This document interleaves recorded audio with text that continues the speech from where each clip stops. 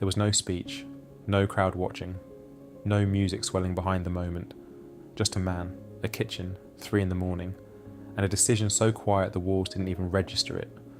Nobody would know he made it, nobody would clap, nobody would write it down in a book or tell stories about it at a dinner table years later.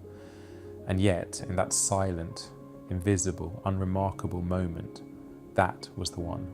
That was the life-changing decision that split his existence into before and after.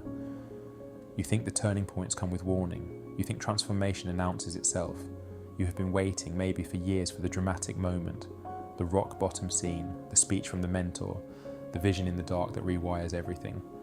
But it doesn't work like that. It never worked like that. The real ones are silent.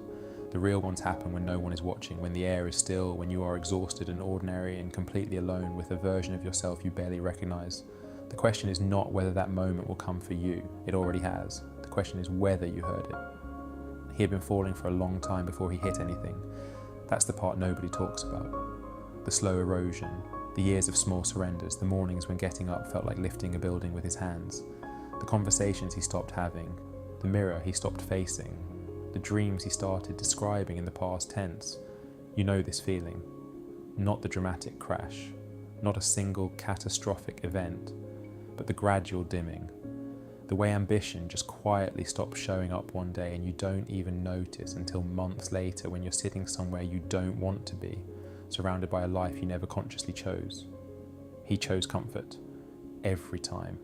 That was the pattern. Not laziness, not stupidity, comfort. The seductive, suffocating embrace of familiar pain over unfamiliar growth. He knew exactly what his days would look like. He knew the ceiling. He knew the limitations. And somewhere, underneath the dissatisfaction, there was relief in that. There was a kind of dark safety in a cage you've measured yourself. He stopped applying, he stopped reaching, he rationalized brilliantly. He could have built a career out of the sophistication of his excuses. And the world didn't punish him immediately. That's the cruelty of it. The consequences of small surrenders are deferred. The bill doesn't come for months, sometimes years. You make the quiet trade, your potential for your comfort, and nothing visibly breaks. The sun still rises, people still call, life still moves, so you make the trade again, and again. And the distance between who you are and who you were supposed to be grows so gradually that you stop being able to measure it. 1 year becomes 3, 3 becomes 7, and one morning you wake up not in crisis, but in something worse than crisis. You wake up in acceptance. You have accepted this, you have made peace with the diminished version, you have started decorating the cage. He had friends who admired his calm. They didn't know it wasn't calm, it was resignation wearing calm's clothes. He smiled at the right moments. He showed up. He functioned. He was present enough to avoid intervention, absent enough to be disappearing. And the distance between his surface and his interior grew wide enough to drown in. That's where he was, drowning without moving, silent, and sinking. Then came the night that wasn't dramatic. No accident, no diagnosis, no intervention, just a Tuesday, 3 a.m. The house was quiet as if holding its breath. He was sitting with a version of his life laid out in front of him, not literally, but in the way the mind does it when the body is still and the defences are down. He could see it clearly, the arc of it, where it had been going, where it was still going. The trajectory extends forward with horrible, peaceful certainty, and something in him just stopped. Not broke, stopped. There's a difference. Breaking is violent. Breaking makes noise. Breaking demands attention and sympathy and aftermath. This was different. This was a stillness that arrived inside another stillness.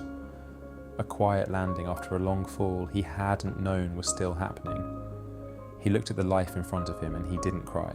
He didn't rage. He didn't spiral into the performance of realization.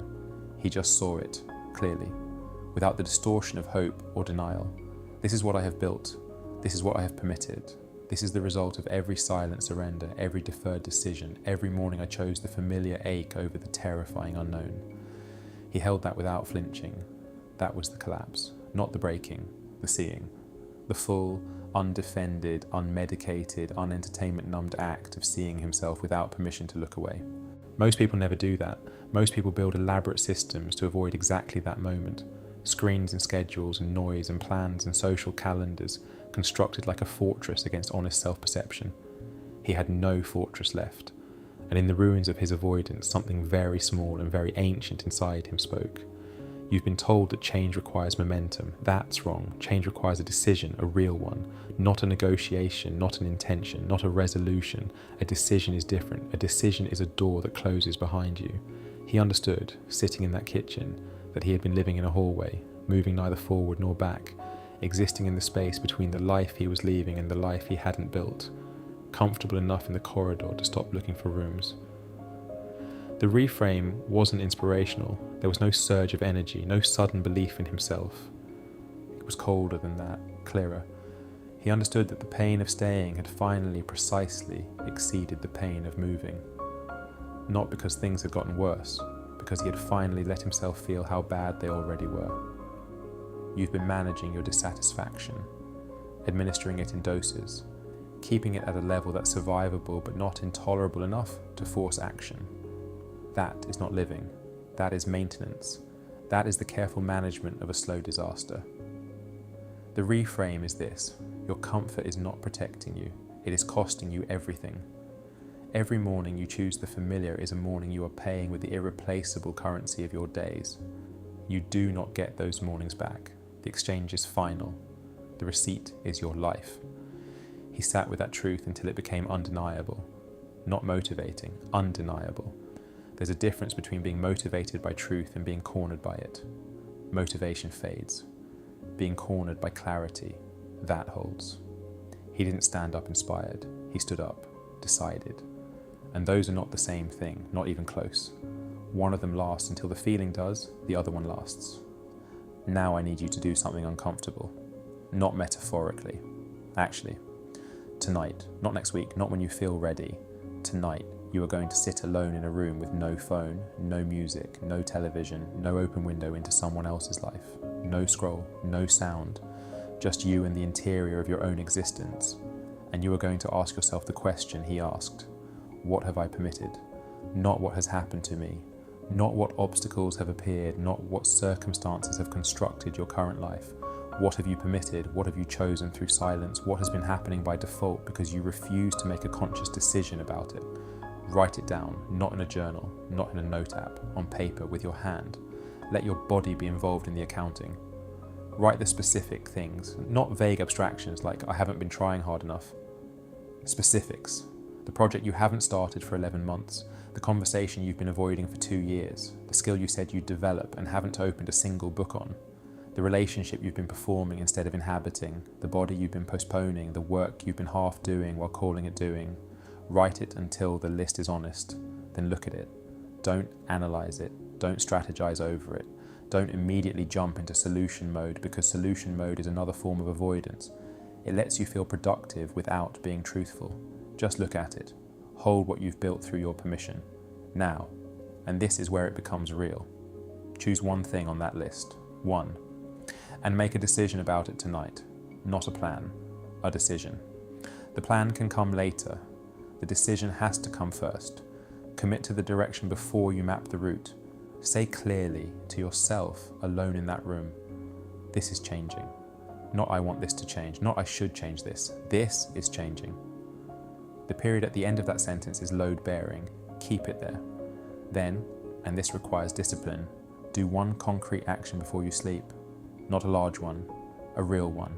Make the call, send the message, delete the app, open the document, put on the shoes. Don't negotiate the size of the action. Don't wait for it to feel significant. The significance is in the doing, not the feeling. Wake up having already started. That is the only version of tomorrow that matters. The man from the kitchen didn't transform overnight. He didn't become extraordinary overnight. But he woke up different in a way that doesn't photograph, a way you can't post or prove or explain to someone who hasn't felt it. He woke up on the other side of a decision that had closed behind him. And every morning after that, he built on it. Not perfectly, not consistently, not without backsliding and doubt and days that tried to drag him back to the corridor. But the corridor was behind a door he couldn't unlearn. And that's the thing about a real decision. It doesn't wait for you to feel courageous. It doesn't require certainty. It doesn't demand that you have the answers before you move. It only requires that you stop negotiating with the part of yourself that has kept you exactly where you are. The silent decision is not loud. it is not witnessed, it is not celebrated, but it is the most important thing you will ever do. And it doesn't happen in the future, it happens the night you finally stop being afraid of the quiet. The kitchen light was still on,